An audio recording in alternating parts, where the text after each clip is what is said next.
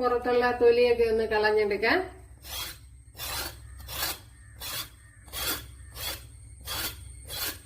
Cut ചെയ്തെടുത്ത് അപ്പോഴിതിനെ ഒന്ന് കഴുകിയെടുക്കണം.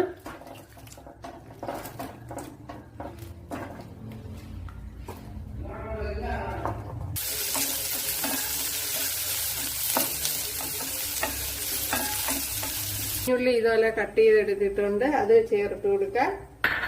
അതേപോലെ തന്നെ നെല്ലിക്ക വലുപ്പത്തിൽ പുളി എടുത്തിട്ടുണ്ട്, ഇതിനെ ഒന്ന് പിച്ചി ഇട്ട് കൊടുക്കാം.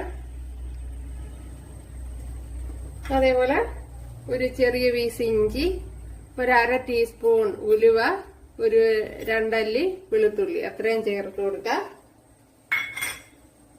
അപ്പോഴേ കറി ലീവ്സ് കൂടെ ഇട്ട് കൊടുത്തിട്ടുണ്ട്. ഇതിലേക്ക് ഇനി ഒരു 1.5 ടേബിൾ സ്പൂൺ മല്ലിപ്പൊടിയാണ് ഇട്ട് കൊടുത്തത്, ഒരു 1/4 ടീസ്പൂൺ മഞ്ഞൾപ്പൊടി. ഇനി ഇതിലേക്ക്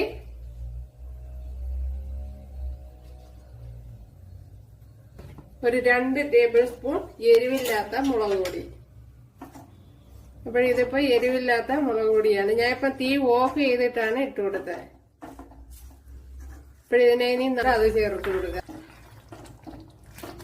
അപ്പോഴിനിയും കുറുക്കിയെടുക്കണമെന്നുള്ളവർക്ക് കുറുക്കിയെടുക്കുക. ഞാൻ ഇനി അല്പം ഇത് ചാറോട് കൂടിയാണ് എടുക്കുന്നത്. അപ്പൊ നമ്മൾ ഇന്നിപ്പം സദ്യയുടെ കൂട്ടത്തല്ലല്ലോ കഴിക്കുന്നത്, അതുകൊണ്ട് അല്പം ചാറോട് കൂടി എടുക്കുകയാണ്. അപ്പോൾ സദ്യയുടെ കൂട്ടത്താകുമ്പോ കുറച്ചുകൂടെ വറ്റിച്ച് കുറുക്കിയെടുക്കണം. അതിലേക്ക് കുറച്ച് കടുക് ചേർത്ത് കൊടുക്കും.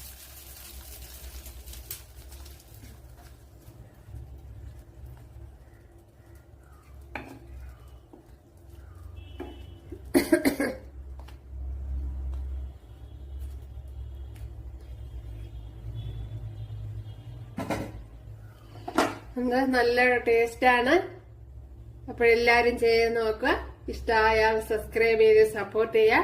അടുത്തൊരു വീഡിയോ ആയിട്ട് കാണാമെന്ന് പറഞ്ഞുകൊണ്ട് എല്ലാവർക്കും താങ്ക്സ്.